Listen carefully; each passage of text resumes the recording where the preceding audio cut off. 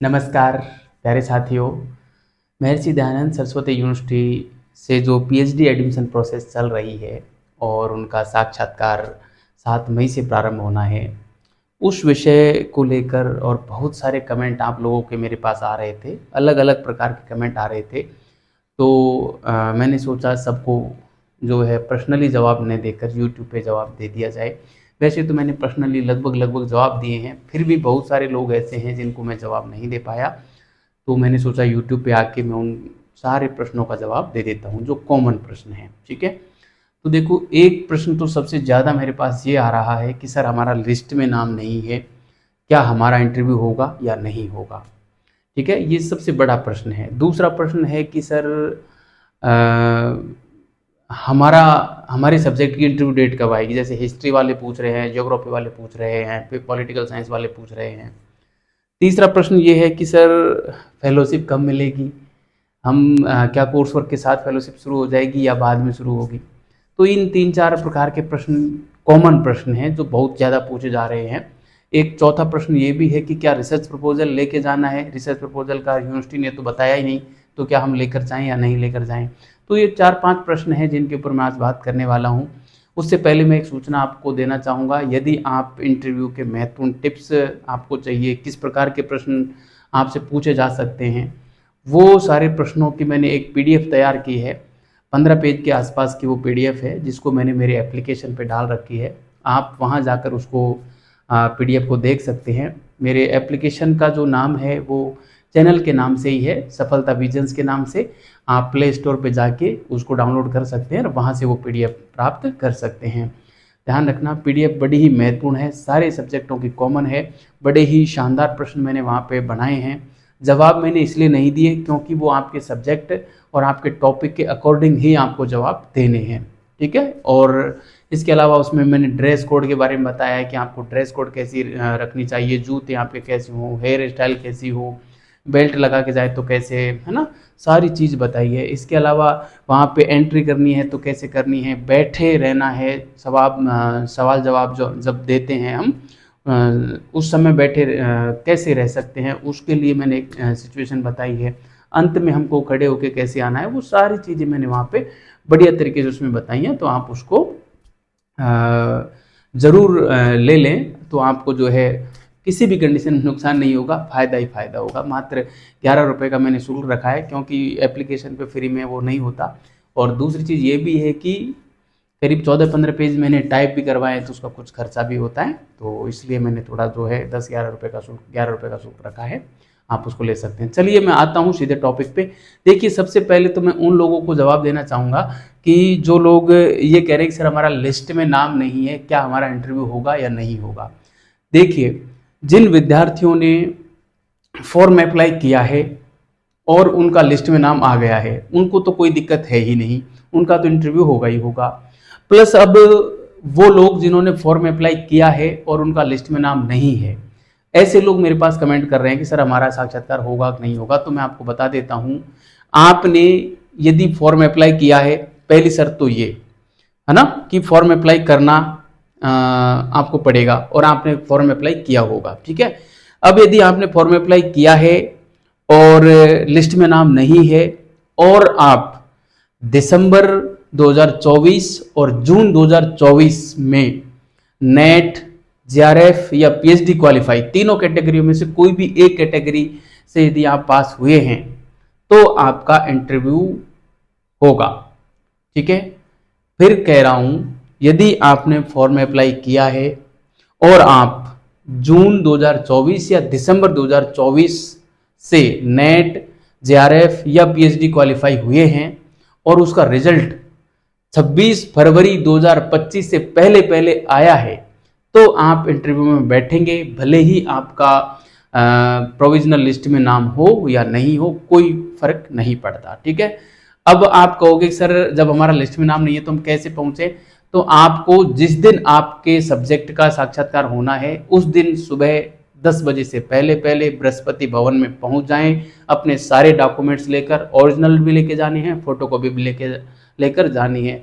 Documents में फिर बता देता हूँ, 10वीं 12वीं ग्रेजुएशन, पोस्ट ग्रेजुएशन, नेट का स्कोर कार्ड, नेट का सर्टिफिकेट, प्लस जाति और यदि आप इसके अलावा अन्य कुछ छूट लेना चाहते हैं कि फिजिकल हैंडीक्राफ्ट है या EWS वाले EWS का है, वो सब लेके जाना है।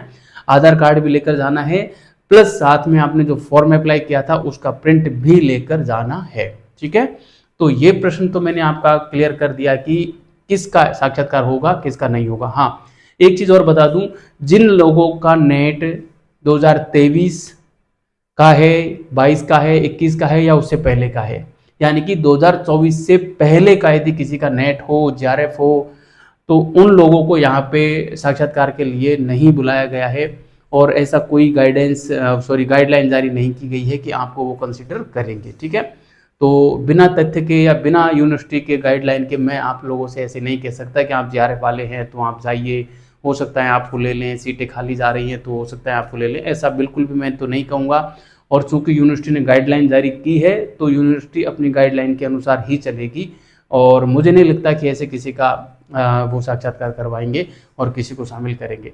ठीक है, तो आप अपने स्तर पर देखना। मैं तो यही कहूँगा जून 2024 और दिसंबर 2024 वाले बच्चे ही वहाँ पे जाना, उन्हीं का साक्षात्कार होगा, बाकी के लोगों का नहीं होगा।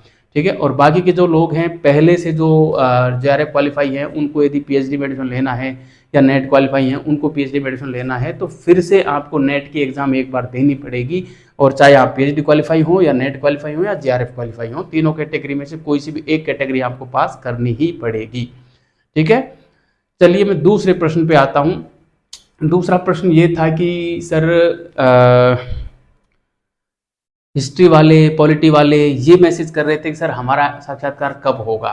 तो देखिए, आप लोगों की लिस्ट अभी आई नहीं है, जैसे ही लिस्ट आएगी मैं इन्फॉर्म कर दूंगा। ऐसे किसी को भी पता नहीं होता कि लिस्ट कब आएगी, लेकिन चूंकि हमारा एक अनुमान होता है। मैंने जब आपका फॉर्म अप्लाई आप लोगों ने किया था, उस समय मैंने आप लोगों को बताया था कि अप्रैल के लास्ट में आपको कोई नोटिफिकेशन देखने को मिल जाएगा साक्षात्कार से संबंधित, और वो 29 अप्रैल को मिला भी। तो मैं फिर कह रहा हूँ आपको और 2-4-5 दिन में, 10 दिन में ज़रूर एक नोटिफिकेशन मिलेगा जिसमें आपको हिस्ट्री, पॉलिटी और ज्योग्राफी जो शेष सब्जेक्ट हैं उनकी भी लिस्ट आपको मिल जाएगी। ठीक है, तो आप ज़्यादा चिंता ना करें और अपनी जो है तैयारी पे फोकस रखें। तीसरा प्रश्न आप लोगों का ये था कि सर JRF कब मिलती है। तो देखो, JRF मैंने पहले बताया रखा है कि कोर्स वर्क के साथ ही आपको यहाँ पे मिल जाएगी, क्योंकि यूनिवर्सिटी के जो मैंने गाइडलाइन है वो पढ़ी थी MDSU के, और उसमें स्पष्ट लिखा है कि कोई भी विद्यार्थी है उसका रिसर्च वर्क प्रारंभ माना जाएगा कोर्स वर्क से ही।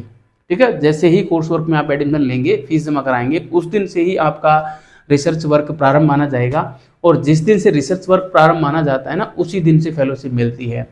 तो यानी कि आप जिस दिन कोर्स वर्क वाली फीस जमा करवाएंगे उस तारीख से आपका पैसा स्टार्ट हो जाएगा, अकाउंट में नहीं आएगा, अभी स्टार्ट हो जाएगा उस दिन से। और जब आप फॉर्म में अप्लाई करोगे JRF ज्वाइनिंग रिपोर्ट वाला, और उसको दिल्ली भेजोगे, फिर दिल्ली से वहाँ से जो है वेरीफाई होगा, फिर वो कैनरा बैंक को ट्रांसफ़र करेंगे, फिर कैनरा बैंक आपके अकाउंट में पैसे ट्रांसफ़र करेगी। उसमें करीब 1.5 से 2 महीने का, 3 महीने का समय लग जाता है।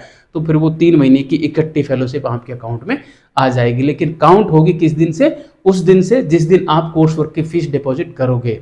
ठीक है, तो ये प्रश्न भी आपका क्लियर हो गया होगा। एक आखिरी प्रश्न ये है कि सर रिसर्च प्रपोजल लेकर जाएं या नहीं लेकर जाएं, यूनिवर्सिटी ने तो मंगवाया नहीं है। देखिए, ये बात मैंने पहले भी कही थी कि यूनिवर्सिटी अपनी तरफ से कोई गाइडलाइन जारी नहीं करेगी रिसर्च प्रपोजल को लेकर, लेकिन जो विद्यार्थी रिसर्च प्रपोजल लेकर जाएंगे उनके चांसेस अधिक रहेंगे सिलेक्शन होने के, एडमिशन होने के। ठीक है, क्योंकि एक व्यक्ति तो जा रहा है हाथ हिलाते हुए चला गया, साहब हाँ साहब मेरा इंटरव्यू ले लो।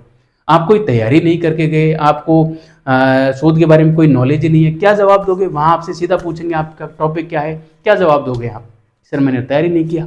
और एक बंदा ये कि जो रिसर्च प्रपोजल बना के लेके गया है, उससे तो वो पूछेंगे नहीं, क्योंकि उनके हाथ में होगा, वो आपके डॉक्यूमेंट वेरिफिकेशन करेंगे, तब आप दिखाना है सर हमारे पास रिसर्च प्रपोजल भी है, उसकी फोटोकॉपी लगा देना साथ में।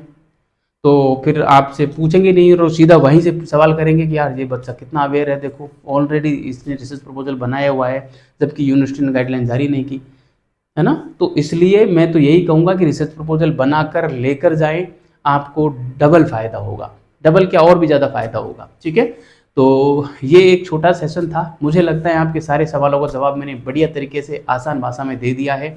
फिर एक बात कहना चाहूँगा, यदि आपको वो पीडीएफ चाहिए तो सफलता विजन्स मेरा एप्लीकेशन है, वहाँ जाकर पीडीएफ ले लेना। उसमें इंटरव्यू से संबंधित सारी टिप्स मैंने दे रखी हैं, टाइप करवा कर बढ़िया से सेट कर रखा है, तो आपको ज़रूर फ़ायदा होगा। धन्यवाद।